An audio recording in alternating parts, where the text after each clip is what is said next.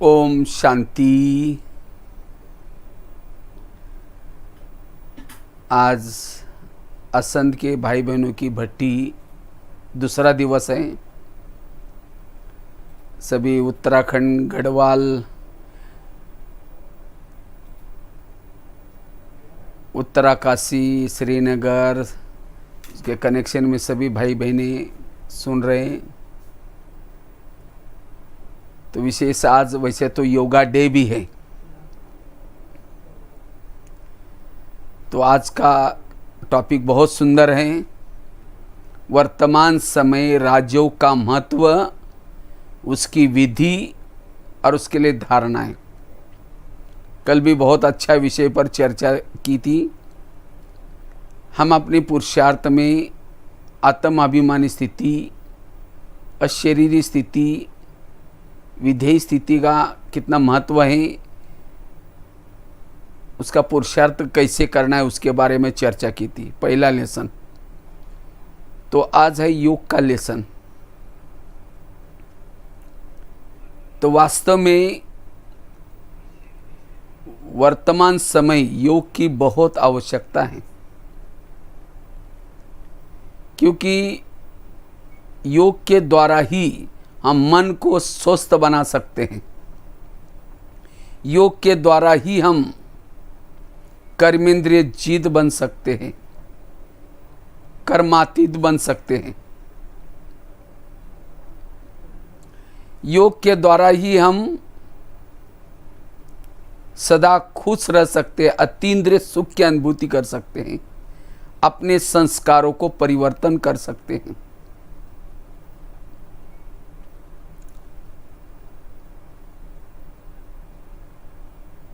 वास्तव में एक होता है फिजिकली योगा, दूसरा होता है मेंटली योगा, मेडिटेशन। हमें दोनों भी योग की जरूरत है। फिजिकली योगा करने से शरीर की फिटनेस अच्छी रहती है, लेकिन केवल शरीर की फिटनेस होने से नहीं चलेगा। हमारी मन भी हमारा तंदुरुस्त चाहिए, मन शक्तिशाली चाहिए। अगर शरीर फिट है लेकिन मन अगर कमज़ोर है तो भी हमें तनाव आएगा, टेंशन आएगा। तनाव टेंशन से बचने का साधन, विकारों से बचने का साधन राजयोग है। क्योंकि जब तक हम परमात्मा से शक्ति प्राप्त नहीं करते, तब तक हम अपने मन को बढ़ा नहीं सकते, मनोबल को बढ़ा नहीं सकते, संकल्प शक्ति को समर्थ नहीं बना सकते। हम इस धरती पर आए, जन्म लेते लेते हमारी आत्मा की बैटरी कमजोर हो गई, और कमजोर आत्मा के ऊपर विकारों का कब्जा हो गया। काम, क्रोध, लोभ, मोह, अहंकार। अब इस विकारों को जीतने के लिए राजयोग की आवश्यकता है। द्वापर युग के बाद तो हमने अलग अलग साधु संतों के पास गए, धर्म मत ये सब किया। ये सब कुछ करने के बाद भी फिर भी हम नीचे ही आते गए। इसीलिए अब शिव बाबा, परमपिता परमात्मा गीता के वचन अनुसार इस धरती पर आए हैं, और ये प्राचीन भारत का राजयोग सिखा रहे हैं। लेकिन इस राजयोग का अभ्यास करने से पूर्व हमें उसका ज्ञान होना जरूरी है। वो कौन है, परमात्मा कौन है, वो कहाँ रहता है, हम कौन हैं, ये समय कौन सा चल रहा है, ये चार युग कैसे पूरे हो गए, अब सबको वापिस जाना है। ये जब तक इस टोटल ज्ञान नहीं है, तब तक हम मेडिटेशन योग नहीं कर पाएंगे। तो सामने तो बैठे हमारे सामने तो सभी ने तो ज्ञान को तो समझ लिया ना। इसलिए कहते गीता में भी कहा है, निश्चय बुद्धि विजयंती।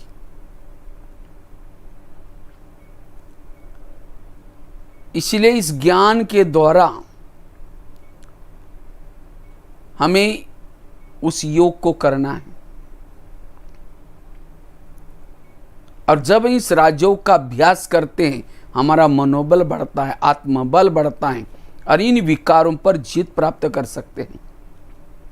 वास्तव में ये योगा डे कैसा चालू हुआ?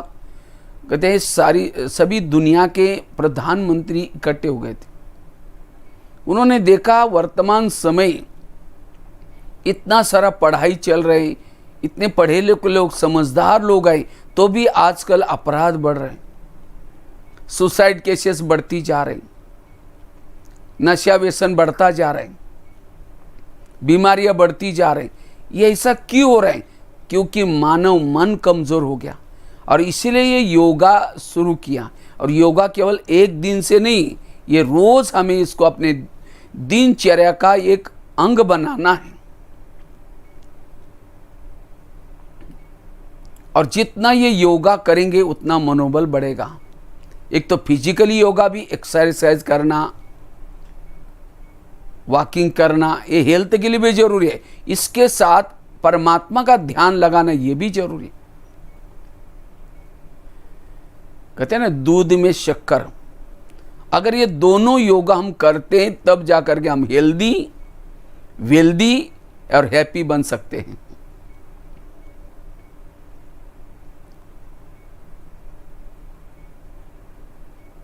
मैं तो काफ़ी सारे जेलों में मुझे जाने का मौका मिला है। मैंने उसमें क्या देखा, अच्छे अच्छे पढ़े लिखे लोग हैं, समझदार हैं, तो भी आज अपराध हुए हैं। कारण क्या? मनोबल की कमी। और इस मनोबल को बढ़ाने के लिए योग की आवश्यकता है। बीमारियां बढ़ती जा रही, तनाव, टेंशन बढ़ता जा रहे हैं, इसीलिए राजयोग जरूरी है। राजयोग के द्वारा हम अति इंद्रिय सुख की अनुभूति कर सकते हैं।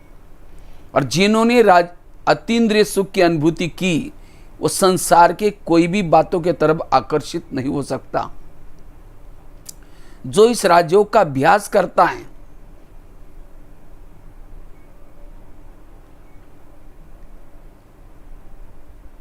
वो वायुमंडल को अच्छा बना सकता है, वो आत्मिक स्वरूप में स्थित रह सकता है, भाईचारे से रह सकता है, उसके इर्द गिर्द में गुण और शक्तियां आ सकती है। गुण शक्तियों की कमी यही समाज के प्रॉब्लम का कारण है। इसीलिए वर्तमान की परिस्थितियों में ये राजयोग हमें जरूरी है। राजयोग के द्वारा ही हम अपने संस्कारों को बदल सकते हैं। और जिन्होंने संस्कारों को बदला, वही आने वाली नई दुनिया, सत्युग की दुनिया में देवी देवता के रूप में वो आ सकता है। संस्कार हमारी पूंजी है जो हमारे साथ में चलती है। लेकिन इस राजयोग का अभ्यास करने के लिए दो चीजों का उपयोग ज्यादा होता है इसमें, एक बुद्धि और दूसरा मन। और इसमें से भी बुद्धि का यूज ज्यादा है। बुद्धि जिसको कहते हैं ध्यान, परमात्मा में लगाओ, ध्यान लगाओ। ध्यान मतलब बुद्धि। बुद्धि एक नेत्र है। बुद्धि रूपी नेत्र जब परमात्मा को देखता है तो मन में भी वही थॉट चलते हैं, और उससे बुद्धि परमात्मा में लगाने से, मन परमात्मा में लगने से हमारे आत्मा का मनोबल बढ़ता है, आत्मा में ताकत आती है। जैसे मोबाइल की बैटरी को हम चार्ज करते हैं, मोबाइल चार्ज नहीं होता, बैटरी चार्ज हो जाती।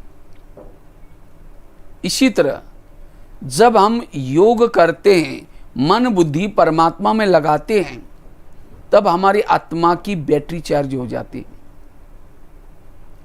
और जब हमारी आत्मा की बैटरी चार्ज हो जाती है तो सारा दिन हमारा आत्मिक भान बना रहता है। देह में रहते हुए भी अशरीरी स्थिति रहती है।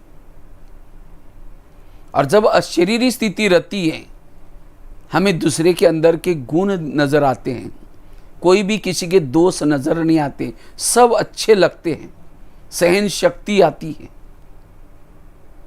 जब आत्मिक स्थिति है, जब देह का भान होता है, ये इस धर्म का, ये इस जाति का, ये ऐसा करता, ये ऐसा करता है, दूसरे के दोष दिखते हैं, तब प्रॉब्लम आते हैं। ईर्ष्या, घृणा, नफरत। इसीलिए आत्मिक स्थिति बनाना जरूरी है, और आत्मिक स्थिति बनाने का साधन है योग।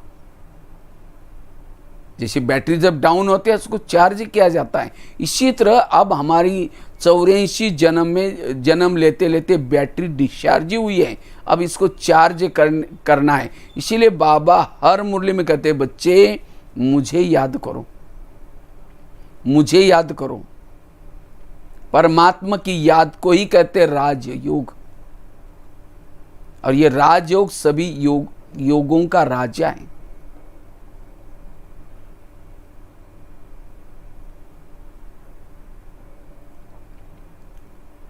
इसलिए बुद्धि एक नेत्र है।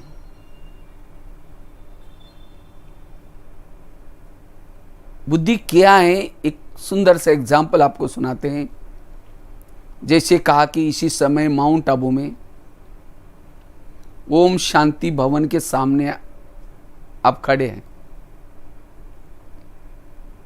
ओम शांति भवन, बैकग्राउंड में पहाड़ी है, दो साइड पर दो योगी बैठे हैं, बीच में घड़ी है, सीढ़ी चढ़ करके आप ऊपर जा रहे हैं। अंदर गए, वो सामने चक्र, 4 युगों का चक्र, सत्ययुग, त्रेता, घड़ी के रूप में बनाया चित्र है। साइड पर, दो साइड पर, एक साइड सर्वात्माओं का पिता का चित्र, दूसरे साइड पर स्वर्ग का मॉडल बताया, बीच में बाबा का बड़ा सा फोटो है ओम शांति भवन में। वो देख करके नीचे आए पांडव भवन में। पांडव भवन में शांति स्तंभ के पास गए। शांति स्तंभ मार्बल का बना हुआ है, पवित्र स्तंभ, ज्ञान स्तंभ लिखा हुआ है। उसको चक्कर लगा करके झोपड़ी के तरफ जा रहे हैं। एक झूला भी है। झोपड़ी के अंदर गए, एक गदीला रखा हुआ है, बाबा जिसके ऊपर बैठ करके पत्र लिखते थे। वहां से आप बाबा के कमरे में गए, जहाँ नीला सा ट्रांसलाइट है। एक खटिया भी है जहाँ बाबा रेस्ट करते थे। वहां से आप पीस पार्क में गए। पीस पार्क, जहाँ ओम का बना हुआ है सीमेंट का। वहां से आप सामने गुरु शिखर के तरफ देख रहे। वहां से आप ज्ञान सरोवर में आए, किचन कॉम्प्लेक्स के सामने खड़े हैं, ज्ञान सरोवर। वहां से आप डायमंड हॉल में आए, नीचे शांतिवन में। डायमंड हॉल के पीछे के गेट से आप स्टेज के तरफ देख रहे हैं। बाबा का बहुत बड़ा एक विशाल फोटो लगा हुआ है। वहां से आप तपस्या धाम गार्डन में आए। तपस्या धाम गार्डन से आप पीछे मुड़ करके थोड़ा देखा, एक पहाड़ी पर ओम शांति लिखा हुआ है सफेद अक्षर से। तो दिखाई पड़ा। आप लोग, कोई उत्तराखंड में बैठा है, कोई हरियाणा में आसंद के आसपास में बैठा है, लेकिन अभी आप माउंट आबू में आए थे, चारों धाम की यात्रा कर दी। ये कैसे पहुंचे थे? बुद्धि के द्वारा। ये भी आपका योग था।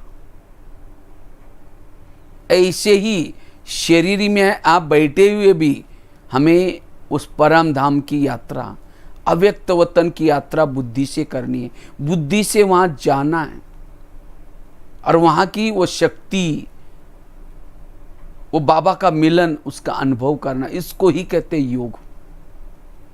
जैसे मोबाइल में जब चार्जिंग चालू हो जाता है तो बैटरी तो मोबाइल में रहती है, लेकिन करंट कैसा आता है, वो बैटरी चार्ज कैसी होती है, वो तारे जो गुप्त होती है, एल्यूमिनियम की तारे, या वो जो तारे होती हैं, वो तारे जाकर के टच करती हैं। ऊपर से रबर, वो दिखाई भी नहीं पड़ती, और उसी से वो करंट आता है बिजली का, और उससे बैटरी चार्ज होती है। इसी तरह हम शरीर में, आत्मा तो शरीर में रहती है, आत्मा कोई योग में ऊपर परमधाम में नहीं जाती, लेकिन जाति को नहीं ध्यान और मन, बुद्धि और मन। और जब बुद्धि और मन परमात्मा को देखता है, मन परमात्मा के बारे में गुणगान करता है, और तब जाकर के उससे आत्मा के अंदर वो बल आता है, ताकत आती है। इसको कहते हैं योग। और जब हम 15 मिनट, आधा घंटा, 1 घंटा ऐसा मेडिटेशन करते, योग करते हैं, इससे हमें जो सुख मिलता है, वो सुख कुछ खाने से, कुछ देखने से, कुछ पहनने से जो नहीं मिलता, उससे से वो सुख ज्यादा मिलता है। और इसी के लिए आत्मा प्यासी है। और जब आत्मा को ये सुख मिलता है, अंदर से, दिल से गाती है, पाना था सो पा लिया, मुझे कुछ नहीं चाहिए। वो संतुष्ट बनते हैं, भरपूर बनते हैं। वो मान अपमान निंदा स्तुति में भी समान रहती है, सहनशील बनती है, वायुमंडल अच्छा फैलाती है। इसको कहते हैं देवता के संस्कार। इसीलिए योग के द्वारा आत्मिक स्थिति जागृत करना जरूरी है। इसे सब हमारी कारोबार आपस में सब सिस्टम से चलेगा। इसीलिए योग से उस परमात्मा की शक्ति हमें लेनी। और सारा दिन जब हम योग थोड़ा भी करते हैं, सारा दिन हमारी वो आत्मिक स्थिति जागृत रहती, कर्म योगी की स्थिति रहती है। जो सुख हमने मेडिटेशन में किया, वो बार बार बुद्धि वहां चली जाती है। आंखें खुली हैं, कान खुला है, तो भी देखते हुए न देखने की अवस्था बनी रहती।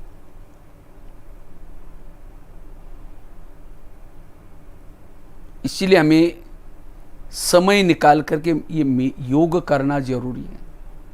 जैसे बता रहे थे, मोबाइल को चार्ज करते हैं तो दोनों तारे लगाते हैं, एक तार डालने से भी चार्ज नहीं होता। इसी तरह योग में हमें मन और बुद्धि दोनों को भी लगाना है। स्मृति का स्विच भी चालू करना है।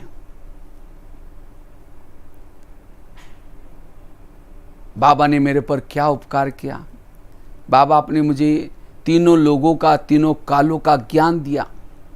ज्ञान का डमरू बजा बजा करके अगम निगम के भेद खोले वो मीठे बाबा। जितनी स्मृति गहरी उतना योग गहरा।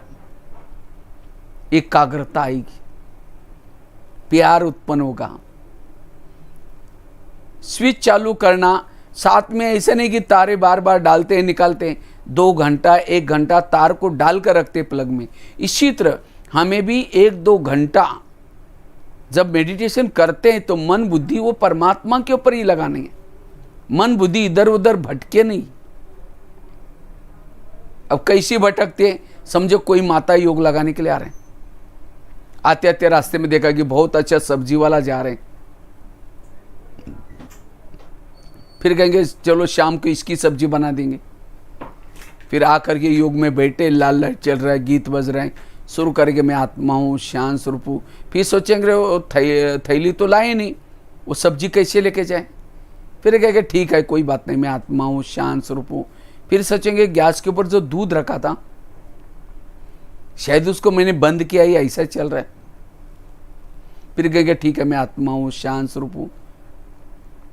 फिर कहेंगे घर में तो मेहमान आने वाला था, मैंने सोचा था उसके लिए कल रात को सोचा था कि छोले बनाए, चने बनाए, लेकिन रात को तो भिगो ही नहीं, चलो छोड़ो कुछ और बना देंगे, मैं आत्मा हूँ, शांत स्वरूप हूँ। लाल लाइट की सफेद लाइट हो गई, योग का टाइम पूरा हो गया। अगर ऐसा योग करेंगे उससे प्राप्ति नहीं होगी। इसीलिए योग करते समय ऐसी बातें मुझे याद ना आए। क्यों याद आते हैं? क्योंकि हम सामने कौन बैठा है, कहाँ बैठे, ये भूल जाते हैं।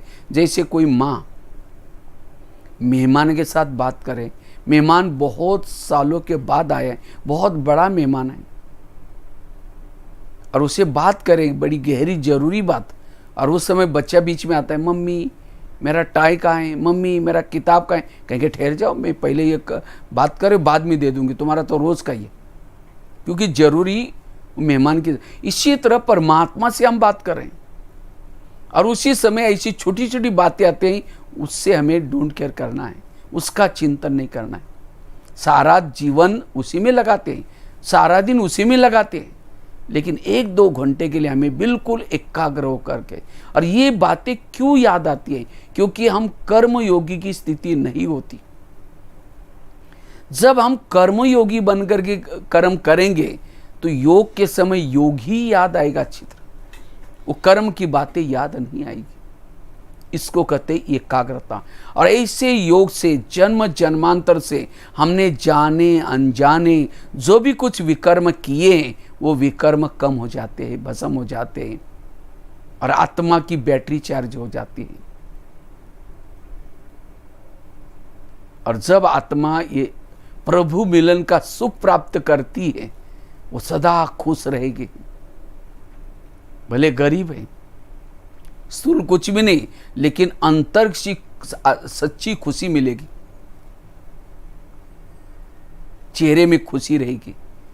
इसीलिए प्रभु मिलन जरूरी है। तनाव टेंशन की कोई भी परिस्थिति नहीं आएगी। जब हम प्रभु मिलन करते हैं, आत्मिक स्थिति बनी रहती है, जीवन में आने वाली परिस्थिति को पॉजिटिव बनाने की कला आएगी। वो परिस्थिति को भी तोहफा बना लेता है। कौन?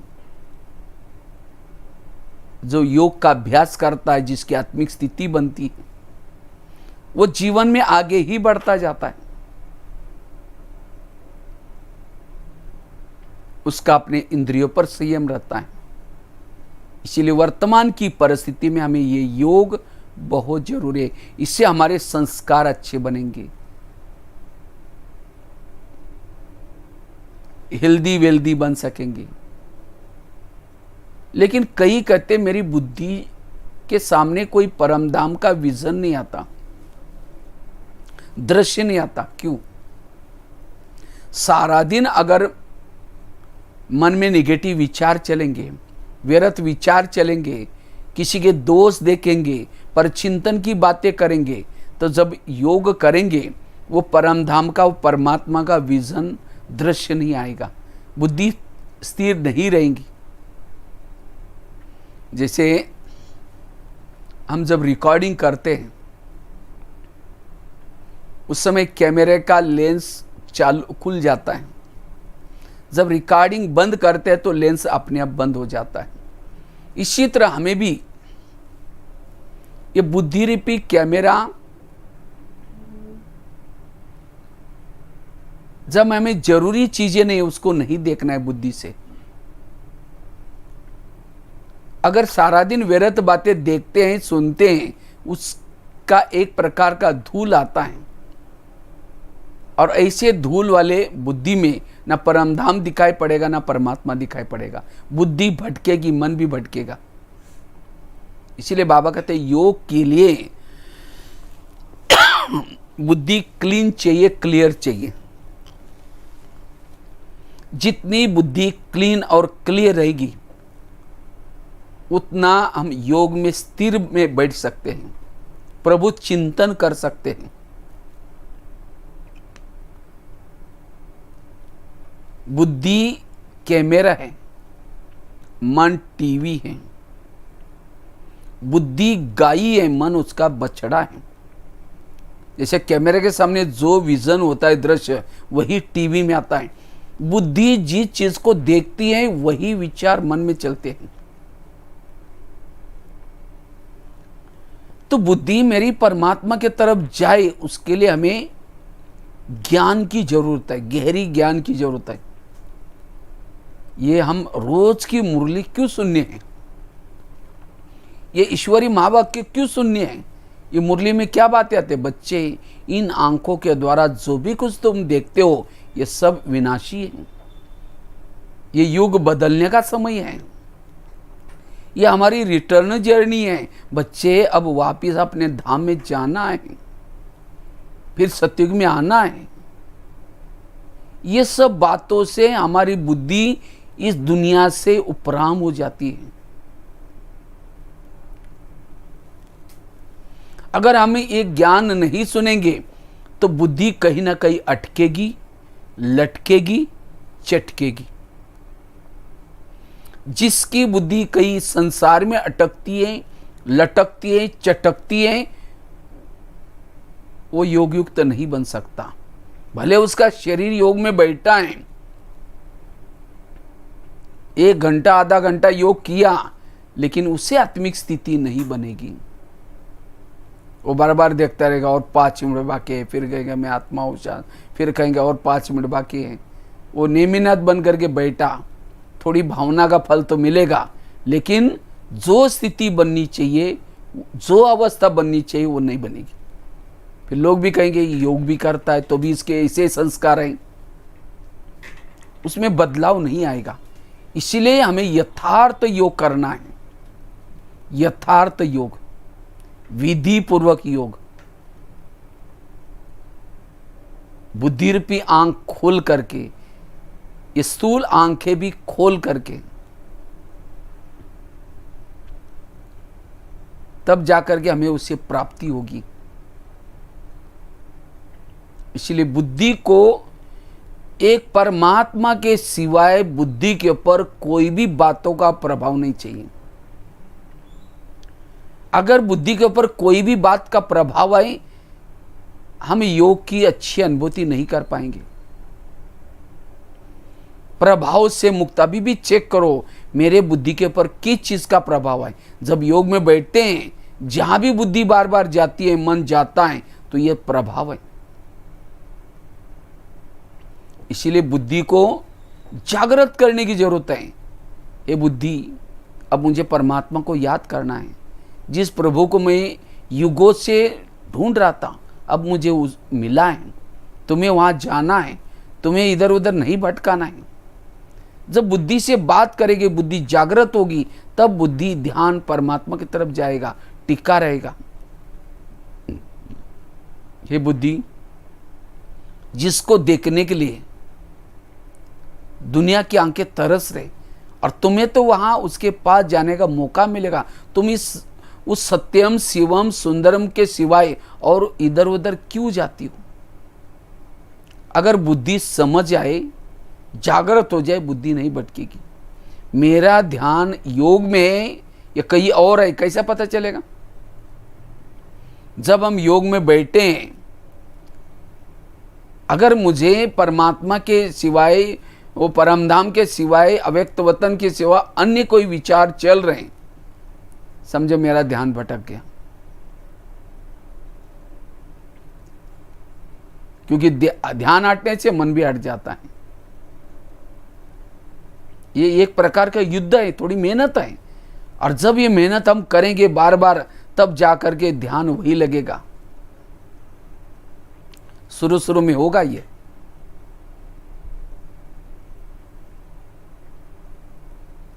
और खास तो एक तो हमें योग में अमृत वेला का योग महत्व का है। अमृत वेला का योग तो सभी तो करते होंगे। वैसे तो अमृत वेला का टाइम है 2 बजे से आगे।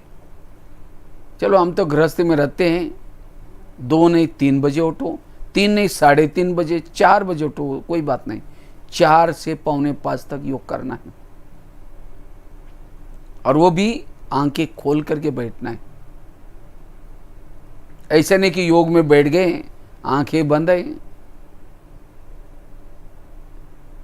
आंखें बंद है तो बाबा की ताकत, बल कैसा मिलेगा? अगर कोई मेहमान को फ़ोन करके बुलाओ, प्लीज़ हमारे घर में आ जाओ, ज़रूरी काम है, तो मेहमान आता है, लेकिन वो मेहमान आने से पहले आप दरवाजे खिड़की लगा करके सो जाओ। वो बेल बजा रहे, घंटी बजा रहे, दरवाजे नहीं खोलो। उनको लगे अगर ये क्या बात है, इन लोगों ने मुझे बुलाया, ज़रूरी इनका ही काम था, मैं 10 काम छोड़ करके इनके पास आया, और मैं आया तो दरवाजे बंद किया। वो तो चला जाएगा अपना काम करने के लिए। फिर उठ करके कहो कि क्या बात है, आप आए नहीं। वो कहेगा मैं आया था, आप अंदर ही थे, दरवाजा नहीं खोला। नहीं प्लीज़ आओ। फिर आया, फिर आने से पहले दरवाज़ा बंद करो। फिर तीसरी बार फ़ोन करके कभी नहीं आऊँगा बोलेगा। मैं जब आता हूँ तो आप दरवाज़ा बंद करते हैं। इसी तरह हम जब योग में बैठते हैं तो क्या करेंगे? बाबा का आह्वान करेंगे, मीठे बाबा, प्यारे बाबा, आप आ जाओ, हम आपसे बातें करनी है, बातें करनी है, करनी है, करनी है, करनी। तेरे द्वार खड़ा भगवान भगत भर ले झोली, आंखें बंद कर दी। फिर बाबा को तो अमृत वेला तो हजारों भगत, लाखों, सारे दुनिया के लोग पुकारते, तो वो चला जाएगा। फिर अचानक नींद खुल गई, फिर कहेंगे मीठे बाबा, प्यारे बाबा। फिर बाबा देखता है, फिर आवाज़ आ रहा है, फिर आता है, फिर तब तक फिर सो गए। अगर ऐसा करेंगे योग में अनुभूति कैसे होगी? इसलिए हमें जागृत होकर के बैठना है, अलर्ट होकर के बैठना है। एक्चुअली नींद क्यों आती है, उसका कारण है, नींद आने का कारण है हम किसके सामने बैठे हैं, इसकी जागृति की कमी। जैसे चाय वाला जब रात को 2 बजे जब ट्रेन चलती है तो चाय चाय चाय करके वो झुटका लगाता है। रात का 2 बजे है, उसके सामने बुद्धि में रहता है मेरी कमाई होगी 50-100 रुपए मुझे मिलने वाले, इसलिए बिल्कुल जागृत रहता है। आप फटी हुई नोट भी उसको देंगे, वो बिल्कुल नज़दीक दे करके कहे चलेगा नहीं, फटी हुई दूसरी दे दो, बोलेगा, जागृत। इसी तरह अमृत वेला हम जब उठते हैं, बाबा को याद करते हैं, तो 1-2 घंटे की उस कमाई कितनी होती है? उस समय बाबा आपके भाग्य में लिख रहे हैं, सतयुग में मैं तुमको इतनी प्रॉपर्टी दूंगा, इतनी संपत्ति। एक एक अमृत वेला एक एक जन्म की प्राप्ति हो रहे हैं, वो लिख रहे हैं और हम सो रहे हैं। इसीलिए कहते हैं, एक कहावत भी बने, जब भगवान भाग्य बांट रहता, भाग्य में लिख रहता, तुम तो सो रहे थे क्या? इसलिए जागृत होकर के बैठना, जो भाग्य लिख रहा है सामने उसका गुणगान गाओ, उसको धन्यवाद दो। वो प्रभु, सारी दुनिया के लोग सोए हैं और आपने मुझे प्यार से जगाया और मेरा भाग्य बना रहा है, आप भाग्य में लिख रहे, कितना शुक्रिया बाबा करो, कितना धन्यवाद करो। जैसे किसी के चेहरे पर मेकअप हो रहा है, वो झुटका लगाते, यहाँ का मेकअप यहाँ पहुंच जाएगा। इसलिए अलर्ट बैठना, क्योंकि आलस आएगा। और आलस आता क्यों है? क्योंकि रात को सोने के पहले हम क्या करते, कहेंगे बाबा गुड नाइट, अभी तो नींद आ रही, पता नहीं अमृत वेला में उठूंगा नहीं उठूंगा, दोपहर को तो रेस्ट नहीं किया था, घर में मेहमान आए थे, ऐसे कुछ ना कुछ संकल्प करके सो जाते। फिर सोते समय भी सोचेंगे कल सवेरे उठना है, बर्तन मांजना है, फिर ये भी करना है, नाश्ता भी बनाना है। ऐसे करके हम कमज़ोर विचार में सो जाते हैं।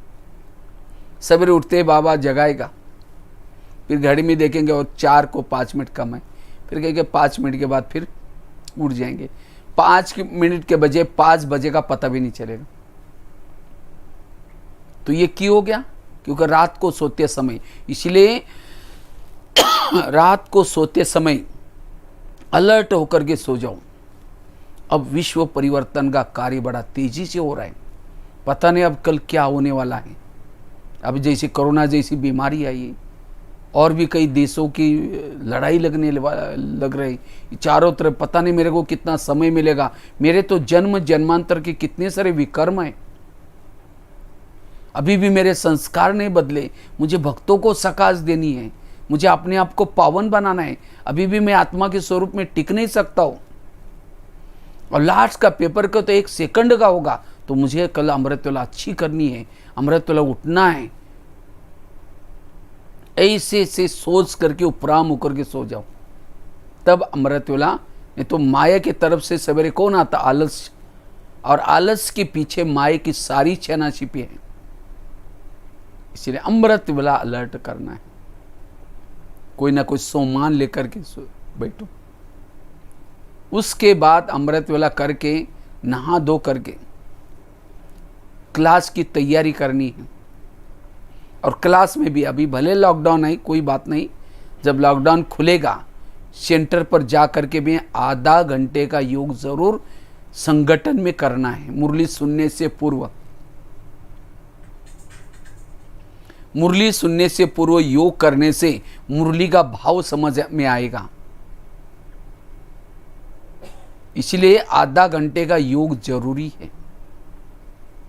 खेती में बीज डालते हैं, पहले हल चलाते बीज डालते। इसी तरह ये बाबा ने हमें सिस्टम बना कर रखी है दिए। तो अमृत वाला योग क्लास के पहले भी आधा घंटा योग करके मुरली सुनना। नहीं तो कईयों को लगेगा अरे बहुत अच्छा, मज़ा आ गई, 2-3 महीने से तो घर का नाश्ता बनाओ, खाना बनाओ, साथ में मुरली भी सुनो, कभी भी सुनो।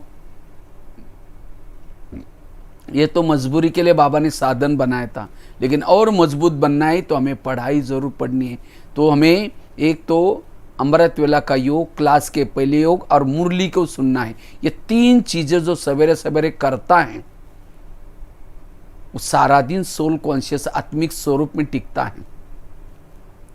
इसके साथ साथ नुमा शाम का योग, ट्रैफिक कंट्रोल का योग। इसी तरह में रोज दिनचर्या में 2-2.5 घंटा बैठ करके तपस्या करने के लिए टाइम निकालना है। और जितना ये तपस्या करेंगे, साधना करेंगे, कर्म इंद्रिय जीत बनेंगे, संस्कारों को परिवर्तन कर सकेंगे। कितने भी कड़े संस्कार हैं, अगर उसके पर जीत प्राप्त करना है, योग तपस्या की टेस्ट लेनी जरूरी है। जैसे कोई जिलेबी खाता है, उसको मुरमुरा दो, फीका लगता है। इसी तरह जिसने इस योग का अनुभव किया, प्रभु मिलन का अनुभव किया, उसके लिए विकार संस्कार फीके लगेंगे। क्योंकि आत्मा को तो सुख चाहिए, चाहे विकारों का सुख लो, चाहे फिर योग से सुख लो। इसीलिए हमें योग को महत्व देना है और साधना तपस्या करनी है। इससे हमारी बहुत बड़ी प्राप्ति होगी। संसार में सबसे बड़ा बल है योग बल। जो बल भाव बल से नहीं कर सकते, शारीरिक बल से नहीं कर सकते, वो योग बल से कर सकते हैं। इसलिए योग बल बढ़ाना है। योग बल ही भविष्य में आने वाली मुसीबतों में काम आने वाला है।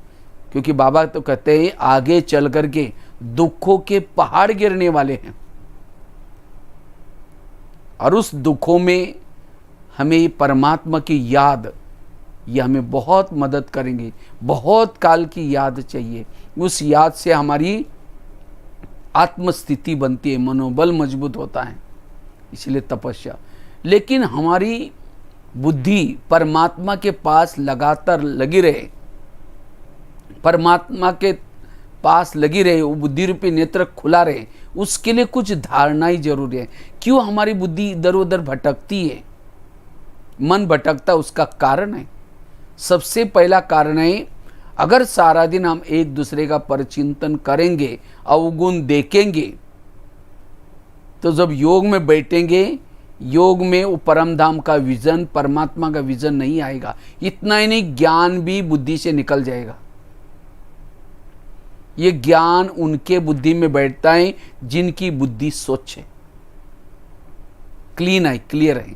इसीलिए बाबा को कई बार मुरली में कहना पड़ता है, बच्चे झगमुई झगमे नहीं करो, बच्चे परचिंतन नहीं करो, किसी के दोष नहीं देखो। अभी भी शायद 3-4 दिन पहले, 2-3 दिन पहले बाबा ने कहा, बच्चे तुम्हारा समय अमूल्य है, परचिंतन करके किसी के दोष देकर के ऐसा है वैसा है अपना टाइम वेस्ट नहीं करो। क्योंकि ये बातें सुनने से बुद्धि को ताला लग जाता है। बुद्धि में ऐसी ना ज्ञान बैठेगा, ना परमात्मा की याद बैठेगी। इसलिए पर चिंतन से बचना। अगर आपके घर में कोई कचरा लाकर डालेगा तो आप क्या कहेंगे? आपका धन्यवाद। रोज आया करो, जहाँ पूजा होते हैं वहाँ डाला करो, ऐसे बोलेंगे? उसको तो भगाएंगे। लेकिन यहाँ कोई कचरे वाली बातें, व्यर्थ बातें सुनाता है, हम क्या कहते हैं? और क्या हुआ, और क्या हुआ? इससे बचना।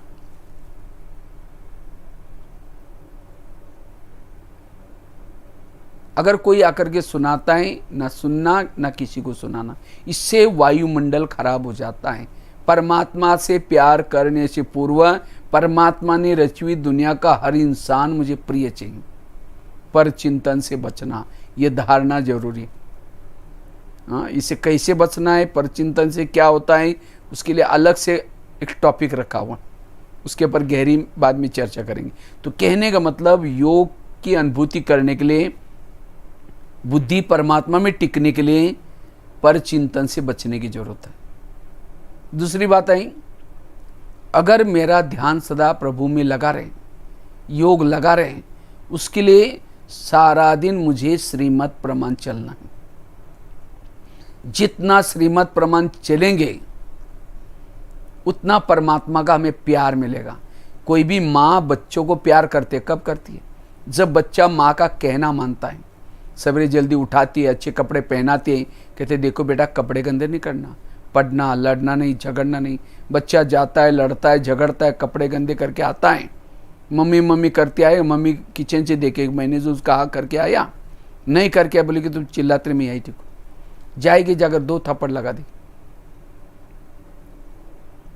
अगर वही बच्चा माँ का कहना मान के आता तो माँ उसको प्यार करती। इसी तरह परमात्मा भी हमारी माँ है। सवेरे जल्दी उठाते, फरिश्ता ड्रेस पहनाते, कई डायरेक्शन देते, बच्चे आज आत्मा समझना, पर चिंतन नहीं करना। लेकिन हम बाहर जा कर के कुछ ना कुछ गलतियां करते, फिर योग में बैठेंगे, मीठे बाबा, प्यारे बाबा। बाबा ऊपर से देखता है परमधाम की खिड़की से। इसलिए श्रीमत प्रमाण चलना है। जितना श्रीमत प्रमाण चलेंगे योग की अनुभूति कर सकेंगे। लेकिन हम क्यों नियम को तोड़ते हैं? लोक लाज, लोग क्या कहेंगे, लोग क्या बोलेंगे। लोग इस संसार में ऐसे हैं, घोड़े पर बैठने में नहीं देंगे, पैदल चलने में नहीं देंगे। इसीलिए कहते हैं सुनो सबकी, करो मन की नहीं श्रीमत की। जितना श्रीमत प्रमाण चलेंगे हमारा योग बाबा से लगेगा, बुद्धि बाबा में लगेगी, समर्थ बन सकेंगे। ये धारणा। तीसरी है, जितना आत्म अभिमानी बनेंगे उतना योग अच्छी तरह कर सकेंगे। आत्म अभिमानी और योग, इसका बहुत गहरा कनेक्शन है। जैसे बल्ब जलाते हैं तो जो तारों ऊपर का जो कोटिंग होता है वो निकालते हैं, तब जाकर के बल्ब जग जाता है। इसी तरह आत्मा की स्थिति बनाने के लिए हमें देह का ये रबर है उसको उतारना, आत्मिक स्वरूप में टिकना, फिर परमात्मा को याद करना जरूरी। कल उसके ऊपर गहरी चर्चा की थी, कैसे हम आत्माभिमानी बनना जरूरी है, कैसे बनना है। तो आत्माभिमानी जितना स्थिति में रहेंगे उतना हमारा योग अच्छा लगेगा। चौथी धारणा है, सारा दिन कितने भी विघन आए, समस्या आई, मान अपमान, इन सब बातों को मुझे सहन करना है। जितना आपके पास सहन शक्ति होगी उतना योग में स्थिर बैठ सकेंगे। अगर छोटी छोटी बातों में मुरझा जाते हैं, घबरा जाते हैं, सहन शक्ति नहीं है, योग में स्थिर नहीं बैठेंगे। सहन शक्ति और योग, इसका कनेक्शन क्या है? समझो किसी ने आपको कुछ बोल दिया है और वो दिल में बातें लगी हैं। जब योग में बैठेंगे, लाल लाइट चल रहे, गीत बज रहे, शुरू करेंगे मैं आत्मा हूँ, शांत स्वरूप हूँ, फिर कह के मेरे को उन्होंने क्यों बोला, फिर कह के छोड़ो कोई बात नहीं, मैं आत्मा हूँ शांत, फिर कह के 15 दिन पहले भी तो बोला था, फिर कह के ठीक है मैं आत्मा हूँ शांत, फिर कह के सबके बीच भी क्यों बोला, मैंने इनका क्या बिगाड़ा था, कहाँ योग लगेगा। इसीलिए मुझे सहन करना है। जितना उन सारे बातों को हम सहन करते, संभाल लेते, उसको हल्का लेते, उतना मन हल्का रहेगा। क्योंकि हल्का मन ऊपर जाता है, भारी मन ऊपर नहीं जाएगा। तो मन को हल्का रखने के लिए उन बातों को, जिसने किसी ने मुझे बोला है, ऐसा नहीं कि हमें समाज से दूर जाना है, किनारा करना है, सबके साथ रहो, लेकिन वो बातें मुझे योग में याद ना आए, हल्की ले। उसके लिए निगेटिव बात को पॉजिटिव में बदलो। इन्होंने मेरा अपमान नहीं किया, मेरे ऊपर गुलाब का फूल डाल दिया। जो अपमान करेगा वही द्वापरिंग में मेरे मूर्ति के ऊपर रोज गुलाब का फूल चढ़ाएगा। जब योग में बैठते बाबा को, बाबा आज आपने एक बहुत अच्छा भगत भेजा था, बहुत अच्छा फूल डाल के गया, आपका धन्यवाद। निगेटिव को पॉजिटिव में बदला, हल्के रहेंगे। वो बातें योग में आपको डिस्टर्ब नहीं करेगी। इसको कहते हैं सहन शक्ति। अच्छा, किसी ने बोला भी, कई कहते मैं इसके रास्ते में जाता नहीं, मैं इसका कुछ बिगाड़ा नहीं, फिर भी ये मेरे साथ ऐसे क्यों करता है। टाली कभी एक हाथ से नहीं बचती, टाली के लिए दो हाथ चाहिए। अगर कोई मेरे साथ ऐसा वैसा करता है तो मैंने भी कभी किया था। मेरे आसपास के जितने लोग आए, मेरे कर्मों को सुप्त करने वाले लोग आए। ड्रामा का ज्ञान, कर्मों का ज्ञान जो हुआ, ये सारी ज्ञान के आधार से हमारी सहन शक्ति बढ़ेगी, और जितनी सहन शक्ति होगी उतना हमारा योग अच्छा लगेगा, योग में स्थिरता आएगी। इसीलिए बाबा को ये सारा ज्ञान विस्तार करने की जरूरत क्यों पड़ी। नहीं तो केवल योग करो, योगी करो, बाकी कुछ सुनने की जरूरत नहीं। लेकिन ये अगर बेसिक नॉलेज नहीं है तो हम योग में स्थिर नहीं बैठ सकते। इसीलिए जितना जिसके पास नॉलेज के अथाह पॉइंट है, वो पॉइंट स्वरूप में टिक सकता है। इसीलिए सहन शक्ति चाहिए। पहली बात बताई, पर चिंतन से बचना। दूसरी बात बताई, श्रीमत का पालन। तीसरी बात बताई, देही अभिमानी स्थिति। चौथी बात बताई, सहन शक्ति। पांचवी बात है, अगर मुझे योग में स्थिरता लानी है, इसके लिए सारा दिन मुझे दुआएं लेनी है। दुआएं परमधाम में जाने का विमान है। समझो कोई बहू है, सास है, ज्ञान में चलती है, अपने बहू के साथ झगड़ा करके, तंग करके, मार के, या योग में बैठे आकर के वो नीचे खींच रहे और ये ऊपर उड़ रहे, नहीं उड़ जाएगी। इसीलिए मुझे किसी को दुख नहीं देना है। मुझे लगता है कल ही प्रश्न में था, देवता बनने के लिए किसी को दुख नहीं दो, क्रोध नहीं करो। ये बाबा को धारणा क्यों सुनाने पड़ते हैं? क्योंकि अगर किसी की बद्दुआएं हैं, बद्दुआएं वाला आपको नीचे खींचेगा, तो मेरे व्यवहार के कारण किसी के संकल्प ना चले, ना किसी को अपने नाम रूप में फंसाओ, ना किसी को दुख दो, ना बिसरो, ना याद करो, तब जाकर ये योग कर सकेंगे। इसीलिए दुआएं लेनी है। जितनी दुआएं हैं उतना योग में स्थिर बैठ सकेंगे। छठी धारणा है, संस्कारों को परिवर्तन करना है। जितना हम संस्कारों को परिवर्तन करेंगे योग लगेगा। अगर संस्कार के वश बार बार होंगे, गलतियां करेगी कि कमाई चट हो जाएगी। संस्कार के वश होने से इंद्रियों के भी वश है, और जिसकी जो इंद्रियों के वश में है वो इंद्रिया उसको भटकाएगी, परमात्मा की तरफ जाने नहीं देगी। इसीलिए मुझे संस्कारों का परिवर्तन करना है। वो कैसे करना है, क्या करना है, उसका भी अलग से टॉपिक रखा हुआ है। ये योग के लिए आवश्यक है। और लास्ट की बात है, अगर मुझे योग का अनुभव करना, अभ्यास करना है, सारा दिन मुझे अपनी इंद्रियों को ईश्वरीय श्रीमत के आधार से चलाना है। अगर कर्मेंद्रिया ही आपके ऊपर राज्य करेगी, हम योग में स्थिर नहीं बैठ सकते। जो सारा दिन गलत देखा है, गलत सुना है, उसमें ही मन बुद्धि भटकेगी। इसीलिए सारा दिन मुझे योग्य है वही देखना, योग्य है वही सुनना, योग्य है वही बोलना। स्वराज्य अधिकारी स्थिति, इसका भी अलग से एक टॉपिक रखा हुआ गहराई से। कैसे हम अपने इंद्रियों पर राज्य करें, स्वराज्य अधिकारी बने, ये योग के लिए आवश्यक है। सोमानों के अभ्यास। इसी तरह अगर योग में ये कुछ धारणाएं अगर हमारे जीवन में है, तब हम योग में घंटों तक बैठ सकते हैं, परमात्मा की याद कर सकते हैं। इसीलिए वर्तमान समय हमें इस राजयोग के द्वारा अपने आत्मिक स्थिति को बढ़ाना है, और फिजिकली योगा भी। क्योंकि आजकल जैसे बताया ना, कोरोना का प्रकोप होता जा रहा है, तो उस कोरोना के प्रकोप से बचने के लिए मनोबल को बढ़ाने की जरूरत है। इसलिए हमारे प्रधानमंत्री जी ने भी सबको नारा दिया, हमारे लिए जान अच्छी है तो हमारे लिए जहान है।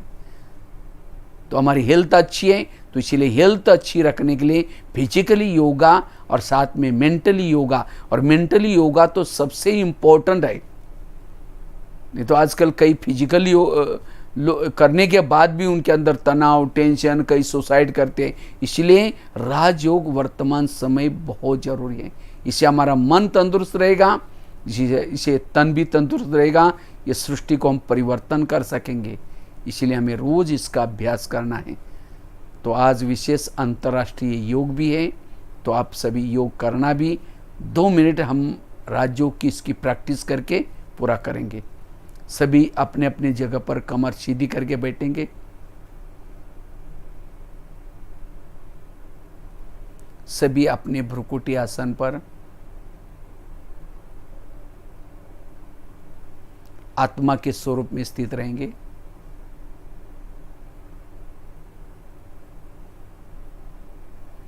मैं ज्योति स्वरूप आत्मा हूं। भ्रुकुटी आसन पर बैठी हूं।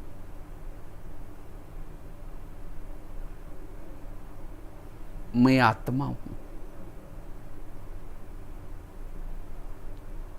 ये शरीर मेरी एक डब्बी है। मैं आत्मा, इसमें चैतन्य में हीरा हूं। ये शरीर मेरी एक गाड़ी है। मैं आत्मा इसका ड्राइवर हूं।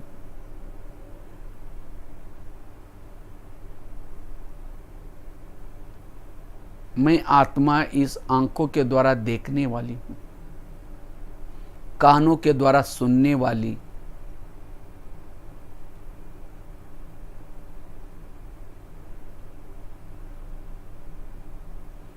मैं शांत स्वरूप हूं। मेरा स्वधर्म शांति है। अब मैं आत्मा बुद्धि के द्वारा उस अव्यक्त वतन में जा रही हूं।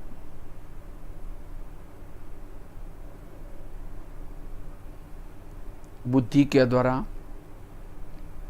इस देह से भी परे चांद, सूरज, तारांगन से भी पार उस अव्यक्त वतन की दुनिया को देख रहे हैं।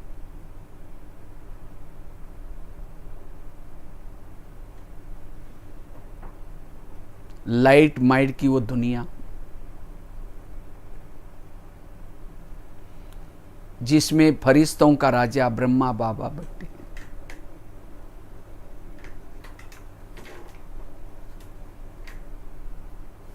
बाबा से नई मुलाकात कर रही हूं।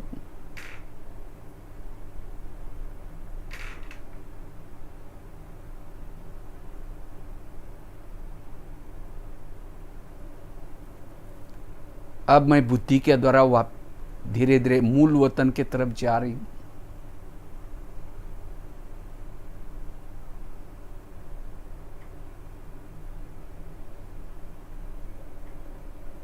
जैसे मैंने मूल वतन को देखना शुरू किया, चारों ओर सुनहरी लाल प्रकाश में दुनिया, जहां शांति ही शांति है।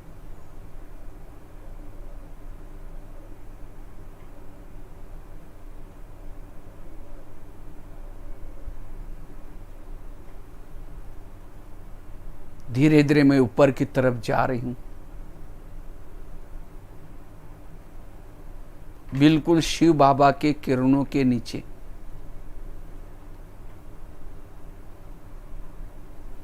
जैसे मैं शिव बाबा को बुद्धि के द्वारा बिल्कुल नजदीक देख रही हूं, मेरी बुद्धि क्लीन और क्लियर बनती जा रही हूं।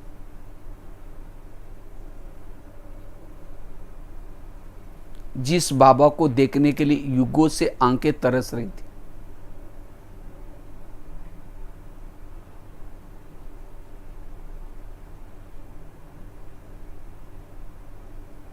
बाबा के सानिध्य में आने से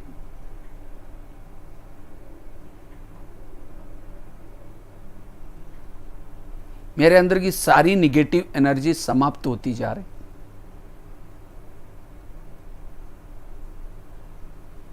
मैं ऊर्जावान बनती जा रही हूं। मेरा मनोबल बढ़ता जा रहा है।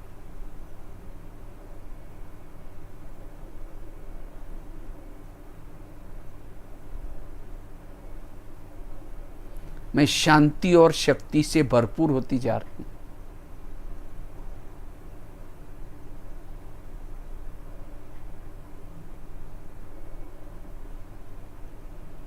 अब ये प्रभु मिलन कर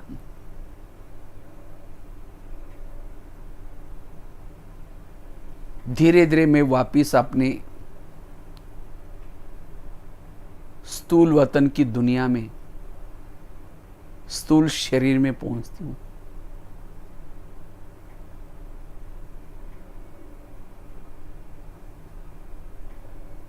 जैसे बुद्धि के द्वारा मैंने शरीर में प्रवेश किया, मेरी शरीर की भी सारी कोशिकाएं चार्ज हो गई। मेरे शरीर से अंग अंग से शक्तियां निकलती जा रही। इससे विश्व में शांति की किरणें फैल रही।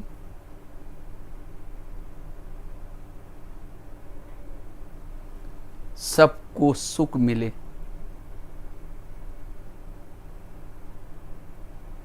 सबको शांति मिले।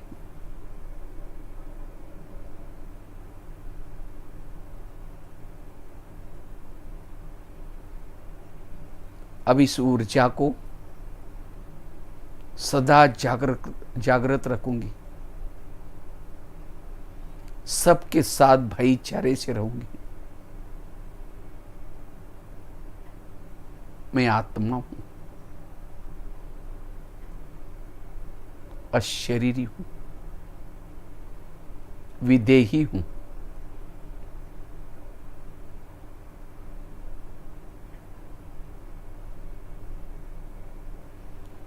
ओम शांति शांति शांति।